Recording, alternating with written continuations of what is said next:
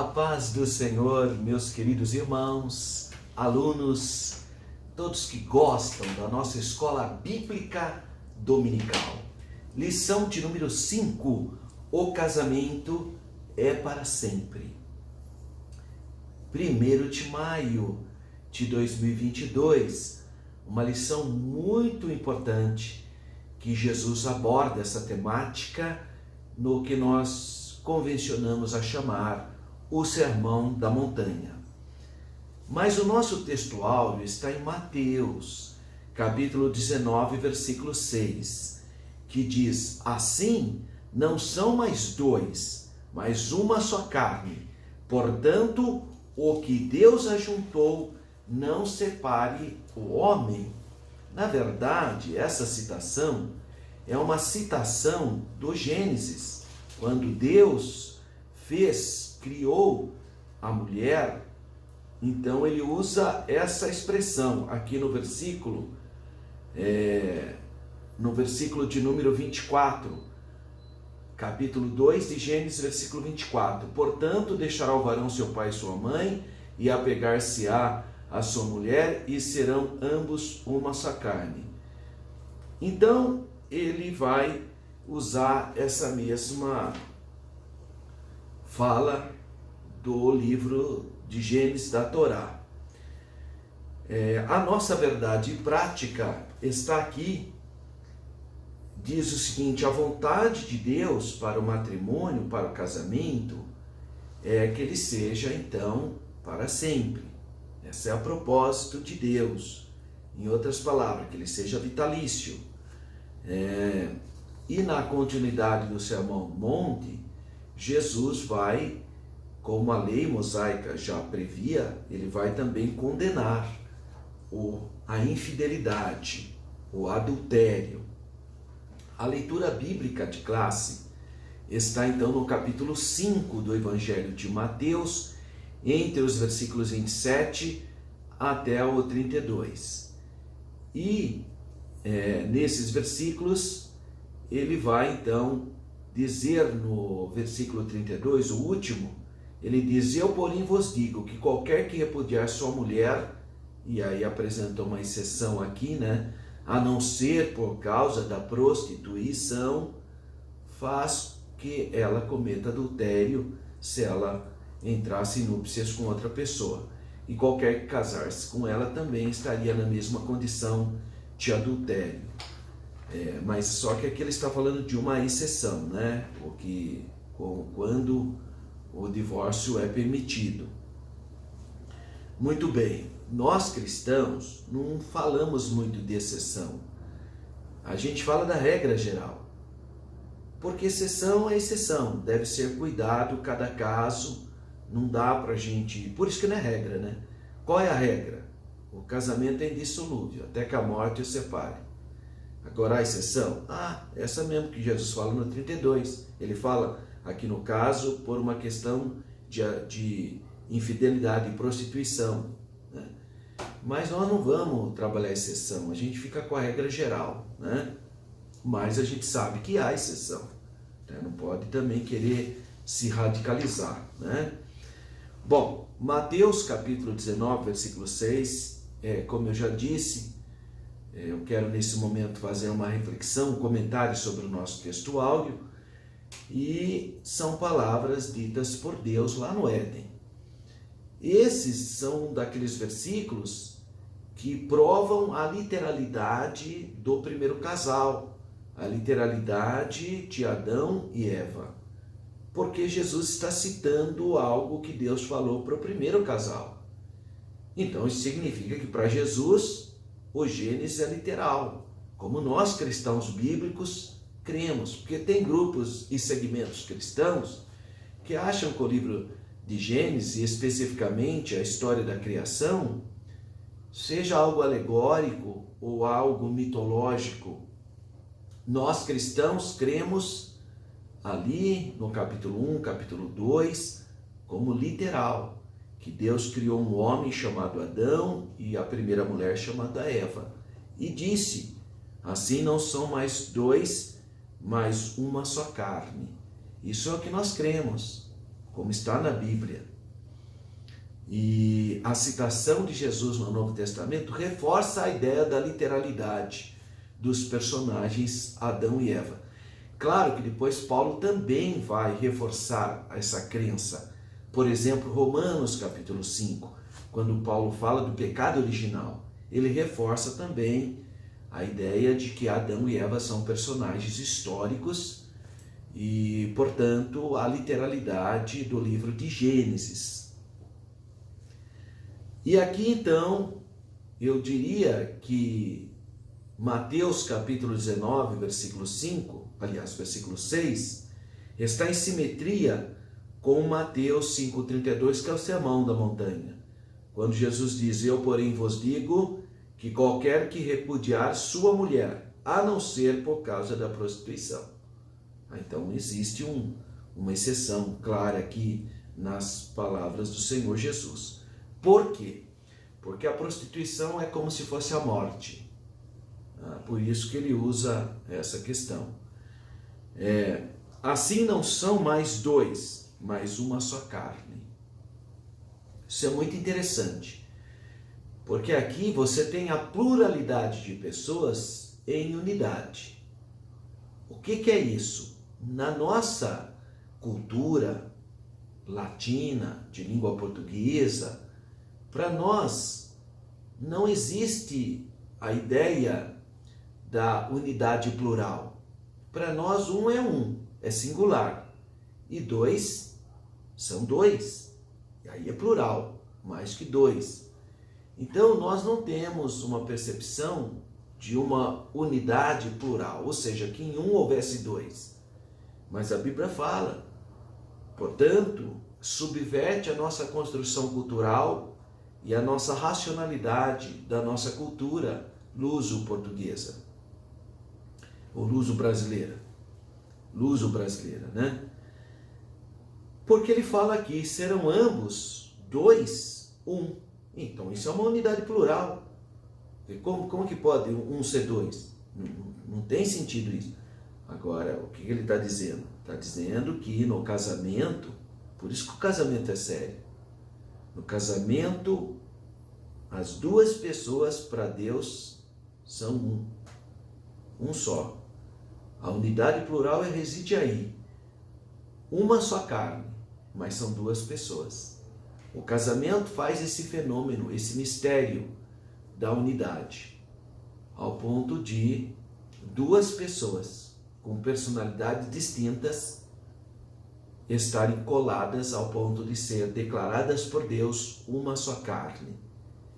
Então o casamento vai muito além de um mero contrato social, como pensa a sociedade moderna. É um contrato, eu vou assinar um contrato de casamento, estou casando. O casamento vai muito além disso. Na perspectiva bíblica, o casamento é algo muito precioso. E na perspectiva teológica, a humanidade, a Bíblia basicamente, né? A Bíblia começa com o início da humanidade com um casamento. O capítulo 2 já tem um casamento. Então a Bíblia começa com um casamento.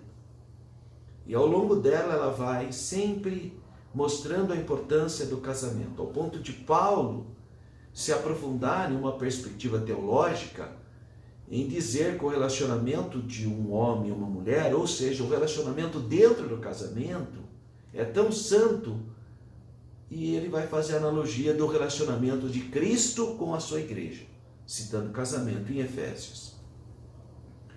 E no final, no livro de Apocalipse, termina também a história da humanidade com o casamento, que é o casamento da igreja com Jesus, com o Cordeiro, o noivo. Então veja que o casamento permeia toda a Sagrada Escritura. Então não dá para olhar para o casamento como sendo uma instituiçãozinha qualquer. O escritor aos Hebreus, ele fala venerado, honrado, considerado, seja entre todos o casamento. Quer dizer, porque é uma invenção de Deus, foi Deus que inventou isso. Não adianta a humanidade querer inventar outros modelos, porque o homem e Satanás inventa 1001 possibilidades. Agora tem a que Deus inventou. Qual que é que Deus inventou? A invenção divina foi um homem, criou uma mulher, uniu e diz que ambos seriam uma só carne. Essa é a invenção divina. Como que é o casamento na percepção bíblica e divina? O casamento é heterossexual, indissolúvel, né, preparado por Deus. Qual o objetivo? Objetivo para a completude do gênero humano. Então, o homem é só completo se ele estiver em unidade com o seu cônjuge. A humanidade só se completa na perspectiva do casamento da Bíblia. Fora da Bíblia é tudo imperfeição e incompletude. A Bíblia propõe isso. E esse é o único casamento que tem potencial de gerar vida. Entre um homem e uma mulher é a única instituição que tem potencial de gerar vida. O casamento entre um homem e uma mulher. Assim não são mais dois, mas uma só carne. De novo, a ideia então da unidade plural. A expressão uma só carne, então, aponta para uma ideia de união total. Olha, essa unidade tem a ver, então, com a ideia de eu, em relação à minha esposa, a irmã Renata, eu tenho que ser um facilitador para a irmã Renata entrar no reino de Deus. Eu tenho que ter essa perspectiva. A irmã Renata tem que ser uma facilitadora para eu entrar no reino de Deus. Então eu tenho que olhar o casamento com algo muito como o judaísmo percebeu no início a ideia do kadoshim, né? A ideia da santidade. Mas por que santidade? Porque o casamento é o primeiro altar. O primeiro altar de glorificação a Deus está no casamento, na unidade entre um homem e uma mulher. Graças a Deus. Então, na vista de Deus, implica verdades espirituais, né? Claro que isso é uma inferência, mas sem dúvida alguma, a ideia de Deus é que eu desenvolvesse toda a minha potencialidade. E o casamento me dá a oportunidade de eu ser um ser humano melhor. Porque se eu for aprovado no casamento, eu estou aprovado em qualquer local. Por outro lado, se você não for aprovado no seu relacionamento, você está desaprovado em qualquer outra situação. Então veja a importância da unidade proposta pelo Deus Criador. Normalmente pessoas que vivenciaram tragédias nos seus relacionamentos têm dificuldade de entender isso. Mas por que ela tem dificuldade? Por causa das experiências traumáticas que tiveram. Mas as experiências traumáticas do indivíduo não são elementos elementos balizadores para a proposta de Deus. A proposta de Deus é que os dois sejam uma só carne, estejam numa unidade plena. E tem a ver com o desenvolvimento da personalidade humana, o relacionamento, porque é o relacionamento mais íntimo que existe, é um casamento. Você conviver com uma pessoa e ser bênção na vida dela. Essa é a proposta do casamento. É verdade que a palavra grega aqui, o que Deus ajuntou, é muito interessante. A ideia é como se fosse, para você poder entender na plenitude, eu pegar essa folha aqui, pegar a cola, passar aqui. Então, enquanto o pastor está efetuando o casamento, é como eu pegasse essa folha de sulfite, passasse cola aqui na folha de sulfite e fechasse ela, colasse, colou. Até no final, a hora que chegou no final do casamento, ministrou a bênção, está colado, secou. Então ninguém pode separar o que Deus uniu. Se alguém for querer separar, vai rasgar. Alguém vai sair ferido, e muito ferido. Porque o que Deus uniu, o homem não pode separar. O que Deus uniu não separa o homem. Essa é a perspectiva e a ideia do juntar aqui é exatamente essa ideia. Outro exemplo, eu diria até um exemplo mais grosseiro, mas presente aqui na ideia da língua grega, na ideia do que Deus ajuntou. Sabe aquele jugo que coloca no pescoço do boi? Então as pessoas do sítio sabem o que eu estou falando. Aquele jugo coloca no pescoço do boi, de dois bois, para eles ararem a terra ou para levar ou transportar alguma coisa. É um jugo que põe para que eles caminhem juntos. Então não tem jeito de um boi sair correndo na frente, outro boi atrás, não. Aquele jugo é uma barra só.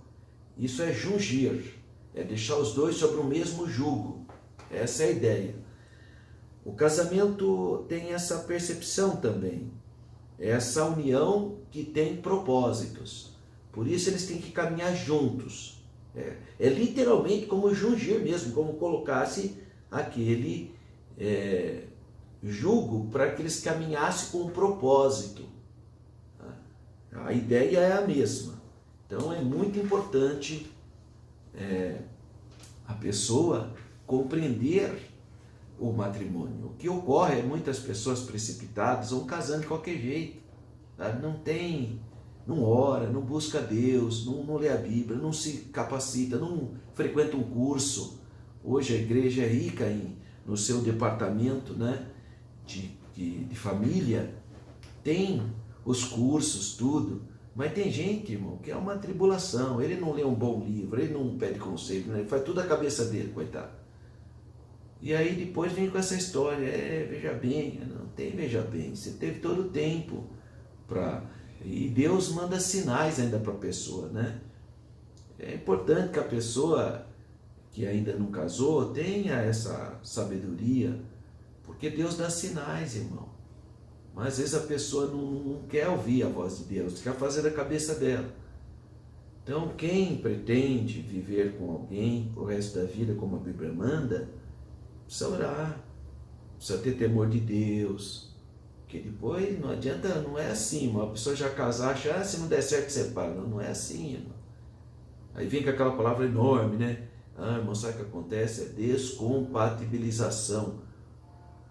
Descompatibilidade de gênero. Olha, quer dizer, é tudo invencionice, irmão. Porque a pessoa não buscou a Deus, não teve paciência, não fez as coisas como devia fazer. Por isso o casamento é sério, não é vou casar. Não é assim. Ela precisa ter responsabilidade.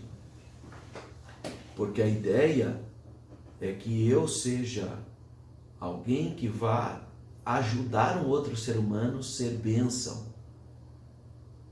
Então, irmão, quando eu vejo a pessoa falar, eu tenho o direito de ser feliz, eu já fico meio preocupado com essa pessoa. Porque para você ser feliz no casamento, você tem que fazer o seu cônjuge, a pessoa que você ama, feliz. Se essa pessoa for feliz, aí você é feliz também. É igual pai, né? Pai é assim, pai só é feliz se o filho estiver feliz, estiver bem. Porque se seus filhos não estão bem, tá todo mundo... como que ele vai ser feliz? Não tem sentido. Então, na relação matrimonial, se o seu cônjuge estiver feliz, estiver bem, então você está bem também. Agora, se ele está triste, tem alguma coisa errada, irmão. Então, eu não sei qual é o público que eu estou falando, mas se porventura você não percebe que o seu cônjuge está satisfeito, feliz, dialoga, conversa com carinho, se capacite, busca Deus, vai fazer um curso, você não é obrigado a saber tudo, então vai atrás, vai buscar em Deus. Deus é o criador do casamento, Ele é a fonte, e pensa nisso. Você só será feliz numa relação se o seu cônjuge estiver feliz. Caso contrário, você não será feliz. E não adianta. Eu conheço pessoas que já teve vários relacionamentos, coitado. E ainda está na mesma situação. Você vai conversar com ele, não deu certo, mas eu tenho o direito de ser feliz. Isso aí, irmão, é egoísmo. A pessoa quer ser feliz, quer dizer, ela quer que os outros façam ela feliz. Mas no casamento não funciona assim. A felicidade no casamento está intimamente ligada na sua capacidade de fazer o seu cônjuge feliz. Então a felicidade é decorrente. Decorrente do quê? de você conseguir fazer alguém feliz. Isso tá abrir mão do seu egoísmo. Claro que, entre outros aspectos, entre questões culturais, questões familiares, etc. Mas um relacionamento tem que ter a direção de Deus, irmão. Não é assim, de qualquer jeito. Não funciona assim. Por isso que muita gente sofre em um relacionamento.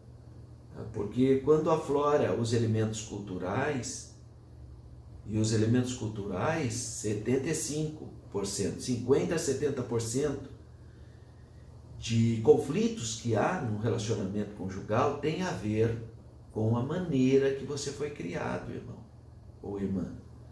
70%, meu Deus do céu, 50% a 70% dos conflitos conjugais são culturais. É possível você desconstruí-los, mas a pessoa tem que ter domínio da sua cultura. Sabe quando você fica nervosinho por certos atos? Eu não gosto que a minha esposa faz isso. É um problema cultural. A esposa não suporta como meu marido faz isso. Então é uma reação cultural. Como é que a gente faz? Isso tem que ser desconstruído. O que pode desconstruir? A palavra de Deus tem poder de desconstruir certas práticas, certas maneiras de agir que nós herdamos da nossa tradição familiar. Então essa é uma lição muito importante, porque o textuário já faz um apontamento muito importante, muito rico. Como foi dito no princípio, como Deus disse para Adão e Eva, e serão ambos uma só carne. Então Paulo, no capítulo 7 da sua primeira carta aos Coríntios, ele fala que se alguém fala mal do seu cônjuge, está falando dele mesmo. Então veja, para você estar bem, o seu cônjuge tem que estar bem, tá? Porque é uma só carne, é um interrelacionamento. Então é muito sério isso. Primeiro tópico, a condenação do adultério. Há uma condenação explícita à infidelidade, ao adultério, e essa questão do adultério é muito séria, porque o mundo vive no adultério, o mundo vive na infidelidade, o mundo cultiva os filmes de Hollywood, as novelas, tudo cultiva a infidelidade. Tenta até justificar, mas não se justifica a infidelidade. O problema da infidelidade está em uma questão muito séria. Quando uma pessoa tem um relacionamento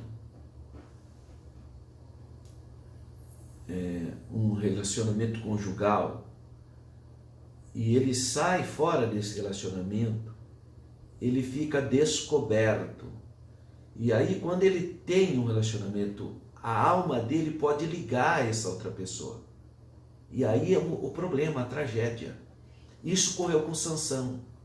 Então, se você ler com atenção, Juízes, a Bíblia diz que Sansão teve um relacionamento conjugal com Dalila. E a alma de Sansão se ligou a Dalila. Mas a alma dela não estava ligada nele, não. Por isso que ela fez dele gato sapato. Isso tem sido uma tragédia, porque quando uma pessoa que é casada, infelizmente, cede à sensualidade da carne, porque esse é um sentimento totalmente carnal, e obviamente influenciado por forças espirituais da maldade, e a pessoa cede e acaba tendo, ela corre um risco terrível da alma dela ficar ligado a essa pessoa e essa pessoa não estar ligada a ela. E aí a tragédia não certa. Além de matar o seu relacionamento abençoado por Deus, ainda corre um risco absurdo. Precisa tomar cuidado, tem que se pensar muito nessa questão. Não ceda a carne.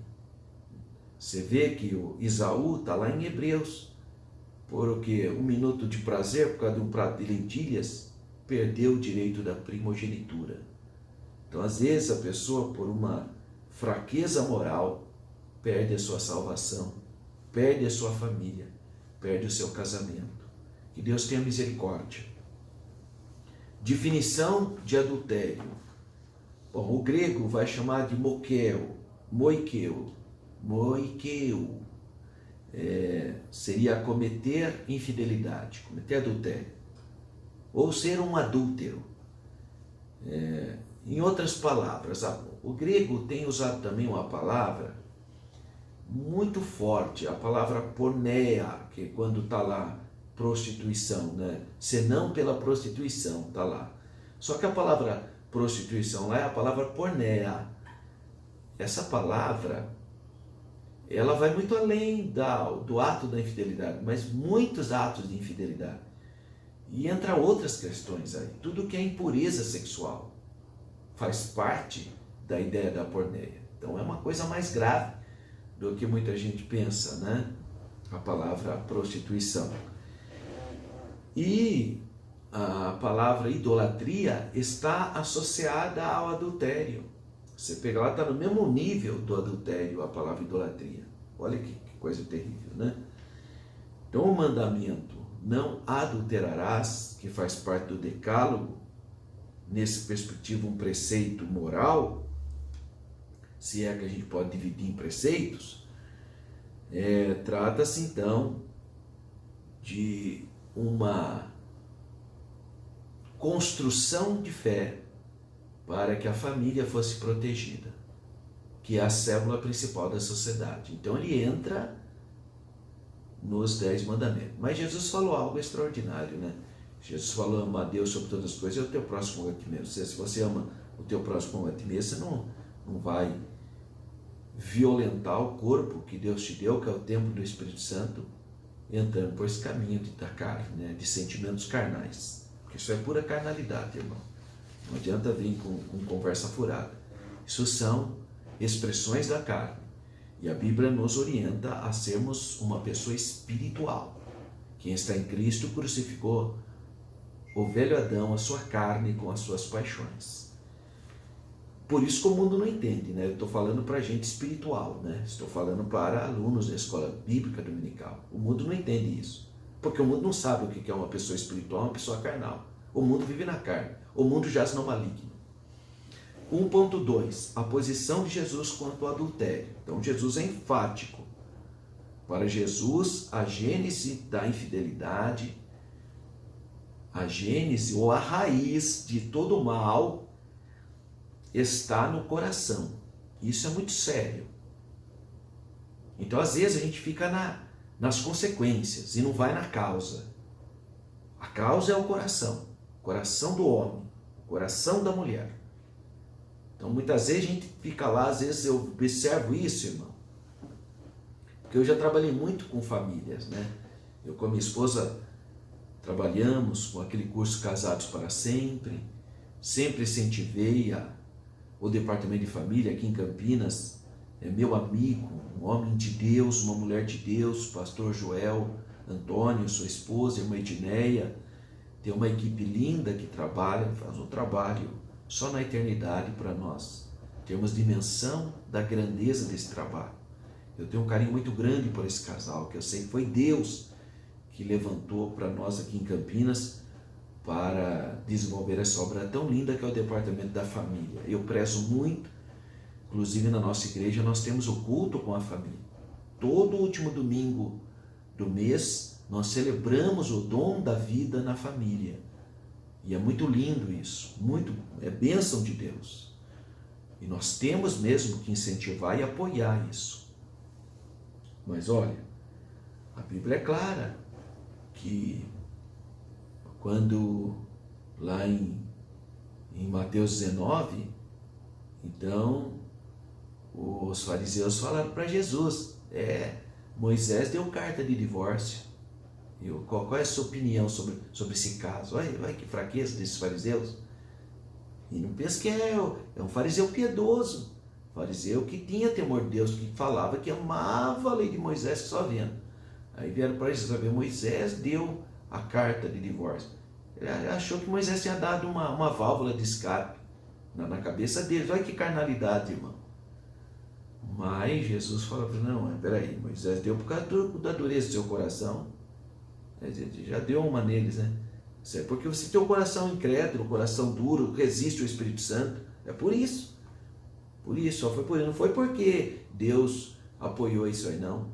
É por causa do coração da dureza. Então, onde que está o problema? Onde está a raiz do problema? No coração do homem. E o que acontece com o nosso coração? Então, quando você se casa e você vai permitindo que desentendimentos, mágoas, decepções vão entrando no seu coração, isso vai gerando petrificação. E a petrificação vai matando o sentimento que você tem pelo cônjuge. E com o tempo, infelizmente, o seu coração virou pedra. Aí é que o marido é agressivo com a mulher faz uma perguntinha, ele já vem com a metralhadora rotatória, né? Giratória. A metralhadora giratória, quer dizer, sempre está armado. Isso aí é um sinal de coração de pedra. Porque pode observar, a pessoa está no namoro, aquela coisa linda, aí casa, lua de mel, tá indo tudo bem. Aí vai passando o tempo, aquilo não foi cuidado. Decepções, às vezes uma fala mal colocada, gerou lá no coração uma raizinha de amargura. É lá no coração o problema. Por isso que nós temos que pedir: Jesus, lava o meu coração com o teu sangue, tira toda a raiz da amargura, cobre o meu casamento com o teu sangue, o meu relacionamento, tira tudo que não te louva, sonda-me, ó Deus. É a oração do salmista. Porque essas coisinhas, essas setinhas, sementinhas malignas vão entrando. Uma fala que a esposa falou, você não processou direito, ficou lá. Uma atitude, às vezes um gesto, entra lá. Isso vai, coraçãozinho vai ficando de concreto. Vai, pedra, vira pedra, petrifica. E aí, como é que faz para... É por isso que tem um monte de separação. É tudo, né? Foi por causa disso, foi por causa daquilo. Imagina, é problema do coração. Coração, irmão, petrificou. Então precisa ser trabalhado, precisa tirar toda a raiz da amargura. Tira. Peça para o Senhor renovar, tirar toda a mágoa, todo sentimento. E o que eu aconselho para você, não adianta você querer pedir para Deus mudar o seu cônjuge, irmão. Tem irmão que é dureza, irmão. Porque ele tem aquela postura adâmica, né? Que o problema é a mulher que tu me destes, né? Ou então é o marido que tu me destes, né? Quer dizer, o problema sempre é o outro. Deus não vai operar na vida de uma pessoa que não compreende que ele precisa ser mudado. Então a oração que Deus quer ouvir de mim, de você, em relação aos nossos relacionamentos, sonda, meu Deus, e conhece o meu coração. Vê se há em mim. Não é, irmão, sabe? Eu até dou risada de ver certo. Também que Deus também tem bom humor, né? Graças a Deus. Ô Deus maravilhoso que é o nosso Deus, né? Aí tem irmão que vai orar: Jesus, queima minha esposa. Olha, irmão, até imagino vir uma tocha de fogo e torrar a irmãzinha. Jesus, queima o meu marido. Quem tem irmão ainda que é capitalista, né? Lucro imediato. Queima agora. Quer que queima na hora ainda, irmão. Olha que simplicidade. E, irmão, será que o problema é a sua esposa? Será que o problema é o seu marido, irmãzinha? Será que é isso mesmo? Então, vamos ter temor de Deus. Entra mais no seu quarto, feche mais a porta e rasga o seu coração na presença de Deus. Senhor, tira aquilo que não te louva, aquilo que não te honra. O Senhor quer dar mais sensibilidade espiritual para mim e para você, mas nós temos que conversar mais com o nosso Pai, né? Temos que orar mais. Então, no sermão, Jesus evidencia a importância do homem e da mulher abster-se de pensamentos impuros, pensamentos que não glorificam a Deus. A nossa mente tem que ser cativa do reino de Deus. Uma mente de Cristo, uma mente... Olha, ele fala assim: agora pensai nas coisas que são de cima, não nas que são de baixo. Olha o ensinamento da palavra de Deus. Então nós precisamos ter uma boa consciência diante de Deus. Outro conselho que eu dou: pessoas que ficam muito tempo nas mídias sociais, precisa tomar cuidado, vigilância. Pessoas que viajam muito só, precisa tomar cuidado. As pesquisas apontam que pessoas que viajam muito só têm uma probabilidade de infidelidade maior dos que viajam, obviamente, sempre com os seus cônjuges, acompanhado dele. Eu sei que tem pessoas que trabalham, né, caminhoneiros que viajam, então, são pessoas que têm que estar sempre em comunhão com Deus, irmão, muito cuidado. pessoas que navegam muito nas redes sociais. Ah, não, estou sozinho aqui, ninguém está vendo. Que ilusão. Os olhos de Deus estão sobre nós. Precisamos ter temor. O nome de Deus é glorificado quando tudo conspira para você pecar e você glorifica o nome de Jesus. Tá? E os males do adultério, que a gente nem precisaria enumerar, né? É a destruição completa da confiança, da personalidade, uma marca cruel na vida da pessoa, tristeza, mágoa, nunca mais cura, né? Porque é a desvalorização, desrespeito, ultraje, é um laço diabólico para destruir a pessoa. A pessoa que é infiel, irmão, é horrível, ele destrói a família dele, vítimas, às vezes filhos, o cônjuge, são vítimas, são as que mais sofrem. Às vezes a pessoa é tão irresponsável que ele nem percebe o que ele está fazendo, mas ele está deixando uma herança cruel, muito triste. O adultério deve ser evitado, irmão, a qualquer custo. É ser que nem José. Sabe por que eu admiro José? Porque José, irmão, tudo conspirou para ele cometer adultério com aquela mulher. Ele seria fornicação, né? Porque ele era solteiro, mas a mulher era casada. A mulher de Potifar. E José, irmão, ele resistiu. Resistiu, e olha que a situação dele era uma situação complicada. Ele estava na força, né, da sua juventude, dos desejos da mocidade, né? 17 anos, estava na sua força, estava sozinho. Imagina como ele estava carente, porque ele era muito apegado ao pai Jacó. E agora a mulher dando sopa lá para ele. Ele carente, irmão. O que aconteceu com José? Como explicar essa atitude de José? Se tudo conspirou para ele pecar, aliás, se ele tivesse pecado, ele até ia justificar, porque ele era escravo.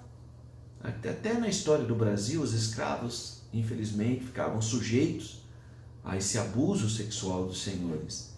Então é bem plausível que a gente até justificaria se ele tivesse cedido. Mas o que leva um homem a fugir da aparência do mal, a fugir do pecado, quando tudo conspira, tudo está facilitado para ele pecar? Você quer saber o que é? Chama-se temor de Deus.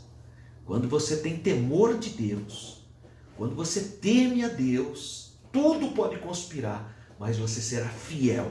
Fiel a Deus, fiel ao seu cônjuge, fiel à sua família. Graças a Deus. O que rege o coração, regerá o corpo. Jesus disse isso. Porque aonde estiver o teu tesouro, ali estará o teu coração. E a Bíblia fala o que procede do coração. O pecado está restrito. O pecado não está apenas restrito a um ato em si. Antes brota lá no coração. Do hebraico lebab, coração. Fala do homem interior, da mulher interior, do ser humano interior. Vontade própria, tem a ver com a alma. Lembra que eu falei que a alma se envolve nesse processo? Então não é simplesmente uma satisfação carnal, vai além disso. Então um cristão que tem o coração transformado, ele vive um processo de santificação, irmão, de fidelidade, ele é regido pela palavra. 2.2, o homem é o que pensa. Engraçado que isso é bem filosófico, né? Todos sabem que o homem é o que ele pensa ou o que ele sente. Ideias e pensamentos do homem interior são expressados para o homem exterior pelo corpo. Desse modo, o homem colherá aquilo que ele semear. Então, nós temos que ser responsáveis. O que você planta, você colhe. A cobiça é algo que começa no coração. Começa no interior, irmão. Então, e é uma sementinha pequenininha, viu? Não pensa que é, não, é uma coisinha, é um pensamentinho, uma sementinha de nada. Mas que vira, infelizmente, vira uma coisa gigante, né? Vira uma coisa gigante. Eu escorei aqui E aí começou a passar aqui, eu já vou voltar na página principal. Então nós temos que ter sabedoria, discernimento, porque uma pequena sementinha caiu no coração, gira uma árvore frondosa e arrebenta sua vida espiritual. 2.3, sujeitando o corpo ao Espírito. Essa é a vontade de Deus. Vós não sois guiados pela carne, mas pelo Espírito. Então, há muitas figuras aqui na Bíblia. Jesus em Mateus 5,29, parte A, fala: se o teu olho te escandalizar, olha só, se o teu olho se escandalizar, arranca-o e atira para longe. Isso aqui é uma figura de linguagem, irmão. Tá? Não é literal, não é para você arrancar o seu olho, não é isso. Tá? E outras passagens falam corte a mão, né? Mas é no sentido metafórico, né? São figuras de linguagem. Metafórico. A ênfase cristã é que nós devemos crucificar a nossa carne. Tá? Também no sentido metafórico, ou seja, nós não podemos deixar a carne governar. Normalmente o mundo vive segundo o curso da carne, as expressões dos seus sentimentos e sentidos carnais. Mas um coração transformado, quem nasceu de novo, transformado, suas atitudes, seu caráter também são transformados. Quem faz isso? O Espírito Santo de Deus. E o terceiro item fala sobre a indissolubilidade do casamento. Então, 3.1, casamento na perspectiva da Bíblia. É uma instituição criada por Deus, então Deus é o maior interessado na proteção dessa unidade. O casamento, portanto, deve ser uma união permanente, obviamente alimentada pelo amor, pelo respeito, com oração, com todo o carinho, não querendo jamais que os votos do casamento sejam quebrados. A Bíblia fala, irmão, que o marido é a cabeça. O que significa ser cabeça? É o ditador? Não. É o sacerdote, é o guerreiro, é a referência, é a coluna principal da casa, no sentido espiritual. O pai é aquele que ministra a bênção na vida da sua família. Isso que é ser cabeça, irmão. E a esposa, assim como a igreja, ao sentir o amor e a proteção de Cristo, submete-se a Ele com todo carinho, mas também no sentido espiritual. Não é como os homens do mundo quer que seja, achando que o homem é um tirano e a mulher é um burro de carga. Isso é o pensamento do mundo, irmão. O mundo pensa assim. Mas a Bíblia não diz isso. A Bíblia fala de espiritualidade. O que fazer para que o casamento seja para sempre, como a Bíblia propõe? Um casal deve viver no amor de Deus, no amor ágape e também no amor do casal, dialogando, sempre conversando. É muito importante o diálogo. Tem que conversar muito, irmão, no relacionamento. O casamento deve ser construído com base, primeiro, eu uso muito o Sermão da Montanha quando eu estou falando sobre casamento, porque as bem-aventuranças de Jesus podem ser aplicadas no casamento, não só no casamento, né? Mas quando ele inicia dizendo bem-aventurados humildes de coração, a humildade é a base para qualquer relacionamento. O que é a humildade? A humildade, ele tem empatia, ele sempre vai entender o outro. Ele não vai ser intolerante. Comigo é assim, tem que ser assim, eu aprendi assim e vou morrer assim. Não tem humildade. A humildade não é assim, a humildade tenta entender o outro. A humildade é fundamental para qualquer relacionamento. E o primeiro elemento do Sermão da Montanha é a humildade. É a base de tudo. O que mais? O segundo elemento ali que fala no Sermão da Montanha, depois do bem-aventurado, os humildes, ele fala bem-aventurado, por exemplo, os que choram. Chorar significa sensibilidade. Um relacionamento só dá certo se ambos forem sensíveis para a necessidade de ambos.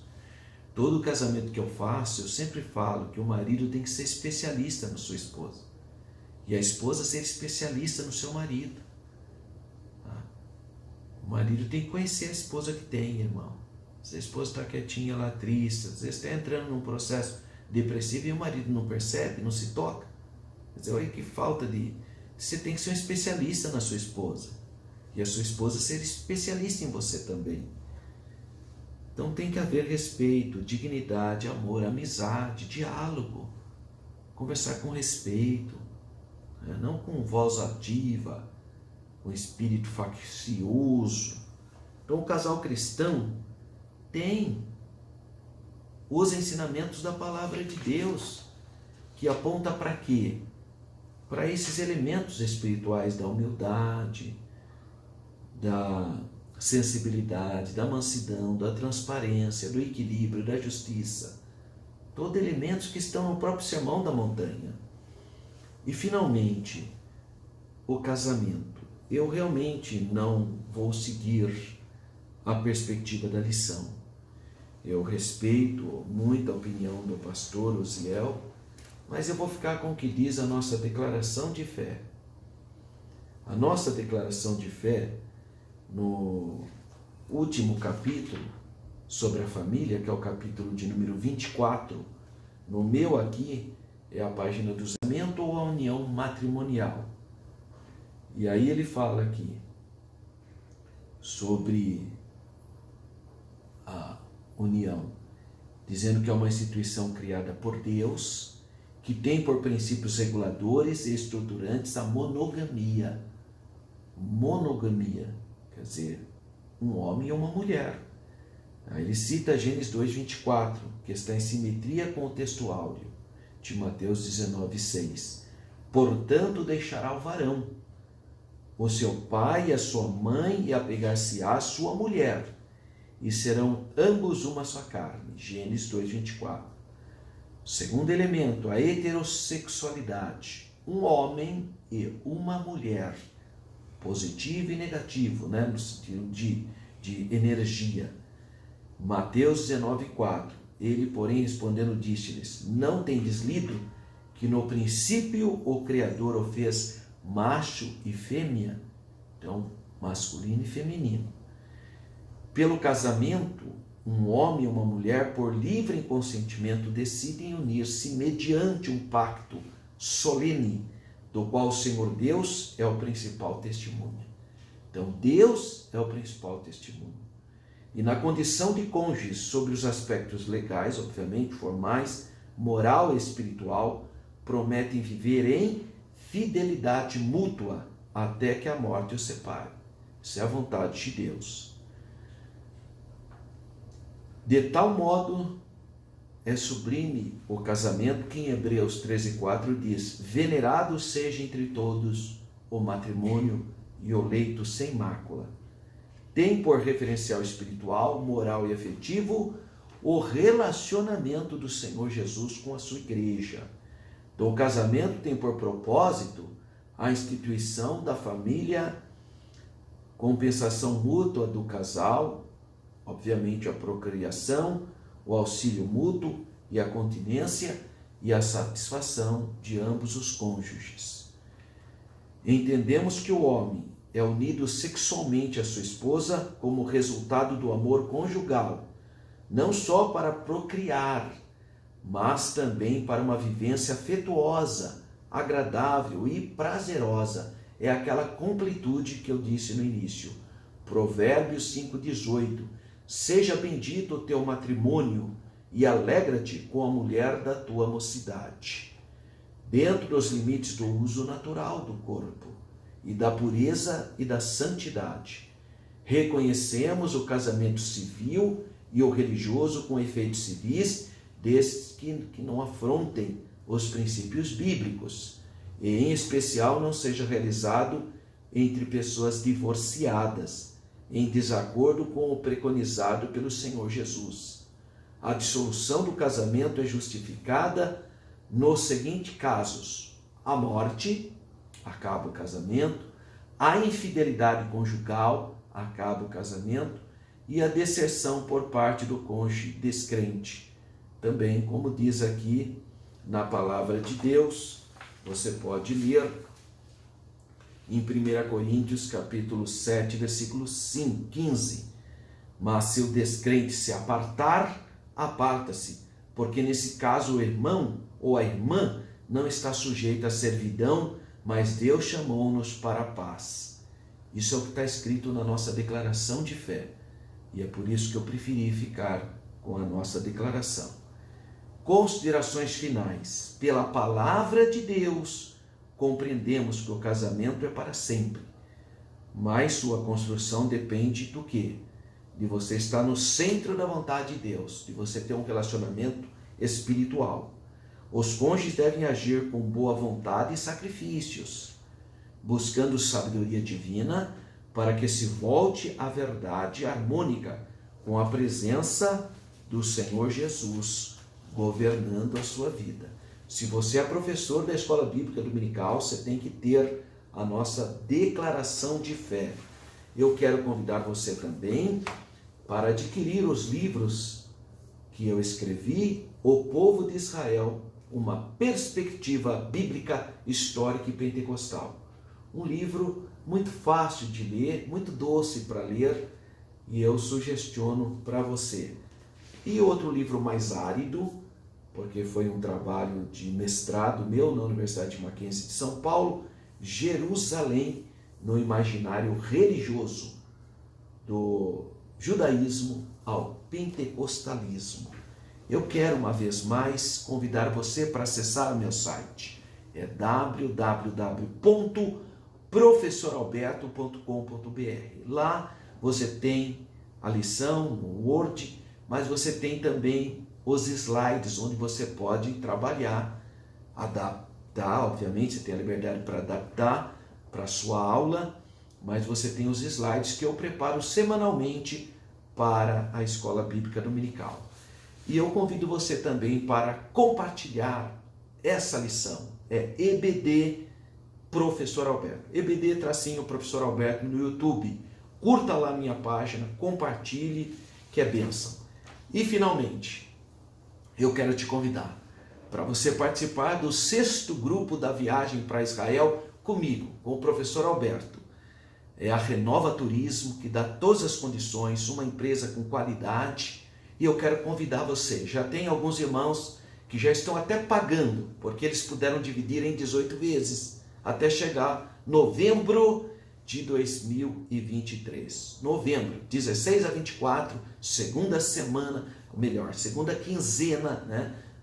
Embora sejam 9 dias, nós estaremos com a bênção de Deus visitando a terra de Israel. Só Israel, 9 dias, do dia 16 a 24 de novembro de 2023. E você é o meu convidado. Se você tem condições econômicas, $3.390, tudo incluso, exceto o almoço. Vale a pena você fazer um curso teológico, uma imersão teológica em Israel. Vai ser uma bênção viajar com você. Então entra aí, ou no meu e-mail, ou você entra em contato com esses telefones da Renova Turismo e você fará uma viagem da sua vida. Muito abençoada. Todos que têm ido, todas as pessoas que eu tenho levado, têm crescido espiritualmente, todos dão depoimento da alegria, da bênção que foi. E eu gostaria de estar com você nesse nosso 6º grupo. Que Deus continue abençoando a sua vida. Fique na paz do Senhor.